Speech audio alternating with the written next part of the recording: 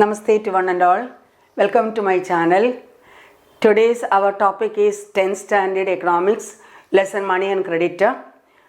This is part 3. Two parts I have already uploaded before the last board examination that I uploaded March 13th. And till page 44, till off I have uploaded. Now we are moving towards the terms of credit. That means I have given the example about the positive impact of the credit and negative impact of the credit, and now we can see what about the terms of credit. Regarding terms of credit, it is interest rate, collateral and documentation requirements and repayment together comprise terms of credit. So the credit, you know, what about how a lender and borrower, these are the two terms we are using about the bank concepts. And if you are buying goods and services, we used to say buyer and seller. But when we are borrowing money and giving money, that we call it as lending and borrowing, buying money. And selling money means we say lending. So the lender who is giving money to a person, what about some agreement will be there that the lender will give money or goods and services to the borrower, and after the borrower will give back later. That is some agreement will be there when the money will be repaid. How the credit will works out, that we call it as terms of credit. So the terms of credit, interest rate, what will be the rate of interest imposed by the lender on that particular capital, on that particular amount that we used to study in maths, PNR by 100. P, that is a principal, and N means number of years, that is how many months you are taking, how many years you are taking. R means rate of interest. So that is interest rate, then the collateral, the documentation requirement and mode of repayment. So let us see what about the collateral, then we can explain it. So what about collateral? Collateral is an asset that the borrower owns. Yes, in your textbook it is written owns, then it is written in a bracket, it is written the land, building, vehicle, livestock, deposits with the banks, like that it is written. So keep away whatever written in the bracket and learn this way. It is an asset that the borrower owns and uses as a guarantee to a lender until the loan is repaid. So that is the definition of collateral. What is collateral? It is an asset that the borrower owns and uses this collateral, whatever it is, this as a guarantee to a lender until the loan is repaid. And so you understood what about that, what the owner may be having. That is, owner may be having land, may be having building, may be having vehicles or deposits with the banks or having gold. So this one, we can see that this land, vehicle and livestock, this we cannot go and pledge in the bank. How we will pledge? It may be having some documents about the ownership of this particular asset. So that what are the documentation requirements we needed, and together with the mode of repayment, how you are going to repay the amount, how the borrower is going to repay the amount. Maybe suppose for the agriculture purpose, it may be the short-term loan. Agriculture depends. I think suppose it is paddy, wheat, etc. You know that it may take 90 days or 100 days for that after all. So we can say it is a short-term loan, or after that the amount may be repaid. Sometimes long-term loans also there. After 1 year the repayment will be done. So how you are going to repay the amount? Suppose it's industrial purpose. That is, you are starting a firm. After the production, it should reach the market. Then after only you can give back the amount. So according to the nature of the work what you are undertaken, that why you have borrowed the money, according to that only you can make an agreement that this is the way I am going to repay the amount. Or suppose borrowing the money for the construction of a building, construction of a house, and there you know that monthly you may be paying, or according to the income and how you are getting the income, that way you are paying. So that comes the mode of repayment. So all together we call it as terms of credit. And so collateral is an asset that the borrower use borrower owns and uses this as a guarantee to a lender until the loan is repaid. So after all, the loan payment is that we call it, how we pay, how the term we use is redemption of debt. Redemption of debt. When you are paying back the amount fully, after all, you will get the documents from the bank. That is, the lender will give you back the documents. Otherwise, if you could not repay the amount, he fails to repay, the lender can sell it out. That is a most important thing regarding the pledging or the collateral is concerned. All loans do not have the collateral, but if you are pledging that particular collateral, most often you know that only anyway you will get back that amount, get back that particular documents only after completion of the repaying the debt.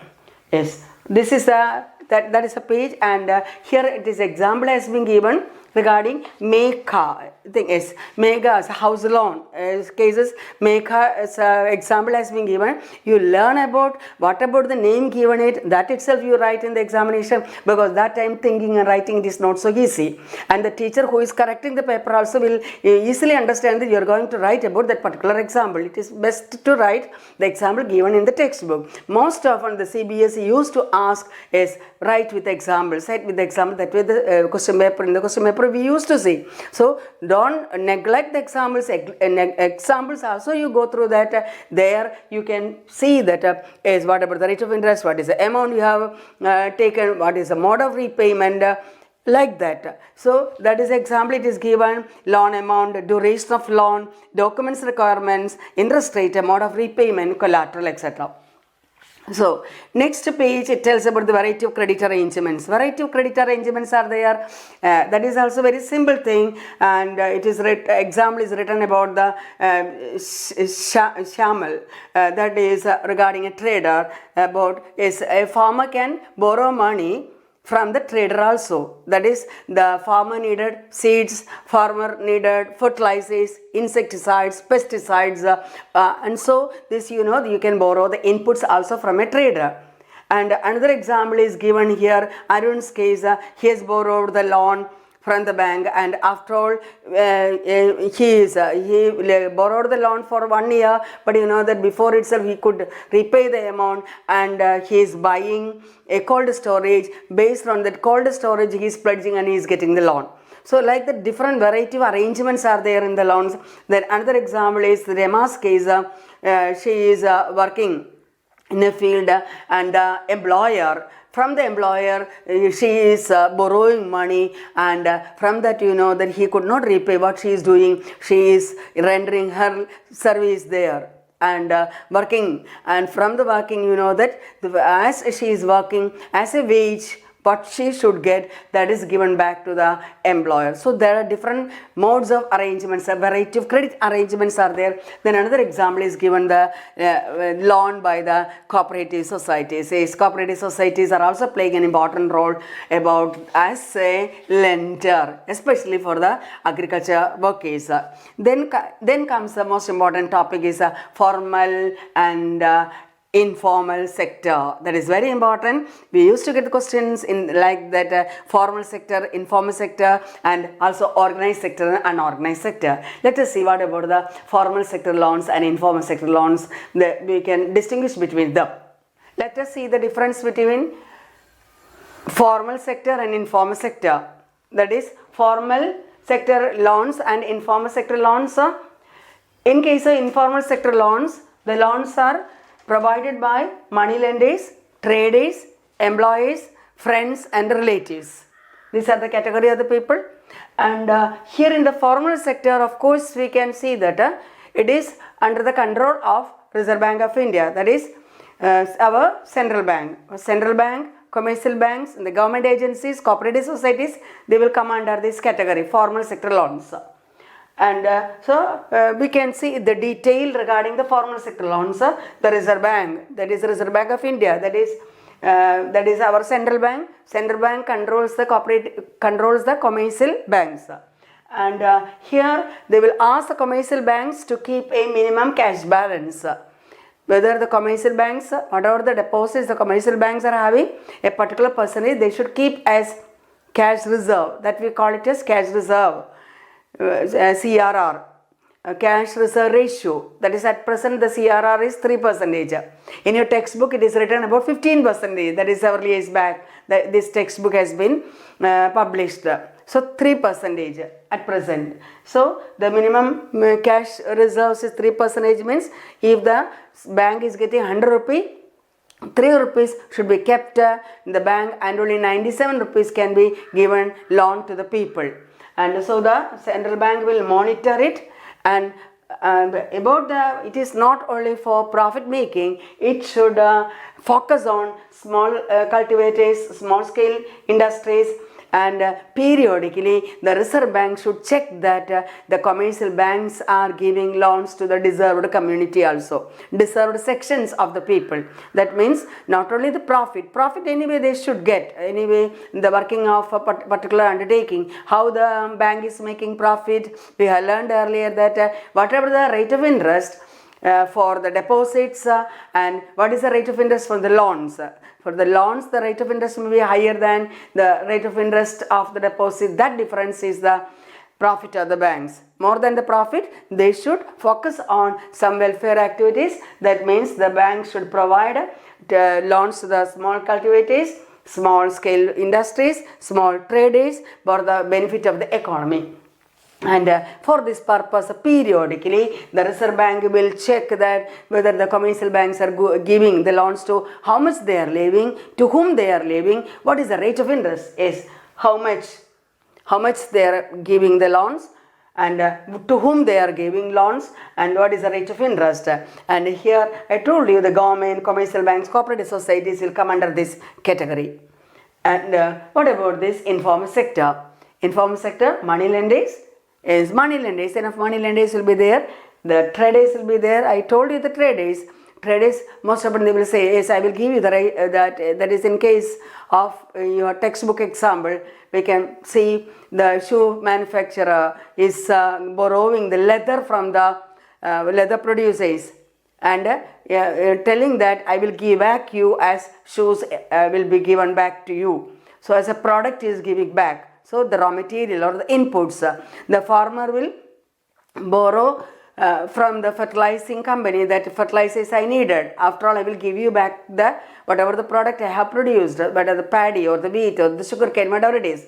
So like that, the traders, then employer. Of course, from the employees also, the employees used to borrow money. I told you that Demaske is there. So after all, she is working in that field and giving the redemption of debt is the example of rendering her labor there. And relatives, from the relatives and friends also we borrow money. And no organization there to control it. That is different. So we learned what about the formal sector? So there is nobody to control. No organization to control. They will fix the rate of interest, whatever they think, they will fix the rate of interest and unfair means to get back the amount. Suppose the borrower is not paying back the amount, they will use some unfair means to get back the money. And another thing, most often the rate of interest will be higher than, that is, there is nobody to control their dealings, control their activities. Most often they will impose high rate of interest than the formal sector loan. Why even the higher rate of interest? Why the people approaching them? Is that reason we will come back. And another thing is that because the high rate of interest, they will fall into the debt trap. What is a debt trap? What is debt trap? That means borrowing an amount, suppose 10,000 rupees borrowed and used it, incurred for the cultivation, and after all, just after the harvest, the farmer is not getting sufficient money from that. While the selling, he is all on a sudden selling out the product. That is the most important curse of the Indian agriculture sector. That is, he is born in debt, live in debt, and die in debt. That is borrowing the money, and just after the harvest he has to sell it out, whatever the law price. Really, it should be stocked by the government, and after all they should get a minimum support price, and after all it should be sold out. The farmer will get sufficient income. But all on a sudden, just after the harvest, they have to sell it out at the rate what is prevailing in the market. At the time of harvest season, most of the price of the product, price of the food grains will be very low. So he will sell it out and that amount may be given back to the money lenders.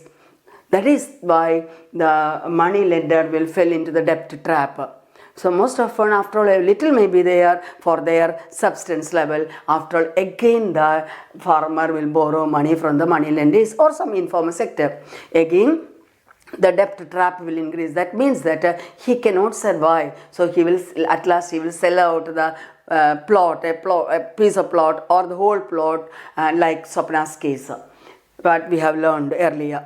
And so here then we go through this example. Before that, something is written there. Before coming to that, this is explained through the pie diagrams. It has been given there. And before that, one important thing, see the page number 49. This page, this is explained in some part 48, 49. And the 49 it's written, cheap and credit is crucial for country's development. Cheap and affordable credit is crucial for country's development. This way they will write down in the question paper a line, an important line may be depicted there and ask why or explain.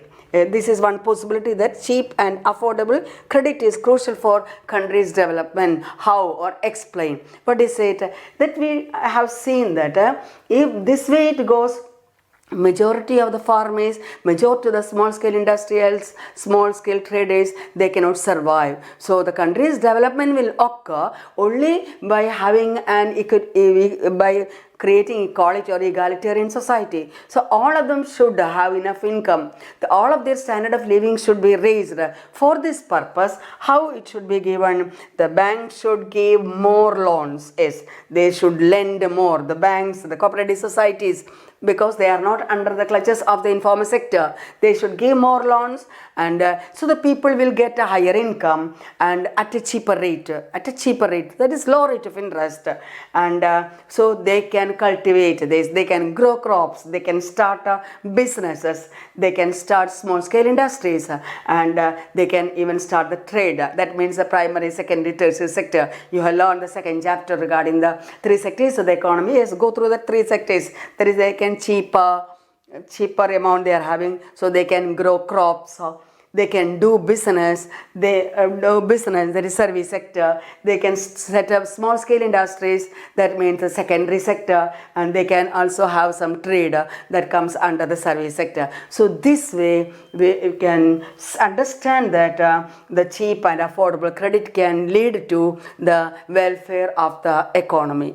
Then while we go in detail of how the credit is allotted, this is about informal sector. Here you understand that this 85% is about households. The 53% is also about households. The 28 also about households, and 10% is also about households. What households? 85% of poor households have loan from informal sector. That means only 15% of these households are having loan from formal sector. That means 85% of the people, of the poor people, are giving high rate of interest.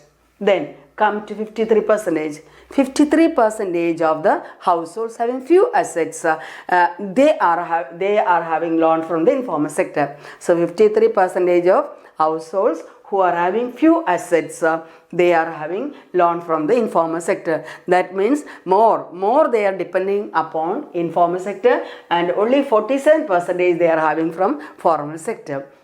Then come to well off. That means while they are having richer and richer, they depend less and less on the informal sector. 28% only they depend upon the informal sector, and rest 72% the well-off people depend upon the formal sector. And 10% of the rich people, 10% of the rich households only they depend upon the informal sector, and the rest 90% of the rich people depend upon the formal sector. What is it? Maybe because of the lack of knowledge, because they have to fill the form. A lot of procedure they have to undergo. One reason may be that. Another reason is the collateral required. In all loans, collateral is not required, but anyway, it is easily they can approach the money lender, easily they can approach the trader and borrow money, and ignorance, illiteracy, and the difficult process, and the availability of the collateral or absence of collateral, all this lead to this much people depend upon the informal sector. They are the working group, they are indulged in small units of production, the economy. If they are not lifted up, the economy is not going to develop. So this is a picture of that particular page regarding formal sector and informal sector. Anyway, you can expect show a question. Most often we used to get question from this part. This is one thing you can, or this pie diagram is source based. It may be given in the textbook, in the question paper, and you have to write about it. Or this way, anyway, this always you used to get this type of difference between, distinguish between formal sector loan and informal sector loan, or organized sector and unorganized sector regarding globalization lesson we have learned, and like that. Or this way it can be given and they will ask to explain. Let's say about formal sector loans and informal sector. Next page also, the page number 50 also, it is written something more about it. That is, what we have to do is, we have seen that informal sector, more poor people are depending upon the informal sector, and formal sector loans are used more by the richer people. So how it should be changed, what we have to do. Here, first point is that banks and cooperatives should increase their lending. They should increase their lending in the rural areas, and they should reduce the loans in the informal sector, and particularly in rural area the lending should be increased and informal sector loans should be reduced. And another thing is that formal sector should expand. That is, formal sector loans should be expanded, and necessary that everyone receives the loans. Yes, everyone should receive these loans, so more equally, so that poor can also benefit with this cheaper loans. So we have seen, I told you, the 49 page last one sentence is there. It should avail more credit, affordable credit should be available to the all people. So this is the thing, the more formal sector loans should be available in the poorer section, especially in the rural areas, and dependency on informal sector loans should be reduced. Then only the poor people can be, that is the people who are depending upon agriculture, small agriculture sector, then small scale industries, then the small trading activities, they can be elevated, their standard of living, their income can be raised. So that is the more equally, so that the poor can benefit from the cheaper loans. The loans should not become a burden to the people, and it should not lead to the debt trap to the people. So then only the society can be improved, then only the economy and the nation can be improved. So learn it properly. I told you 3 type of questions you can get from these pages.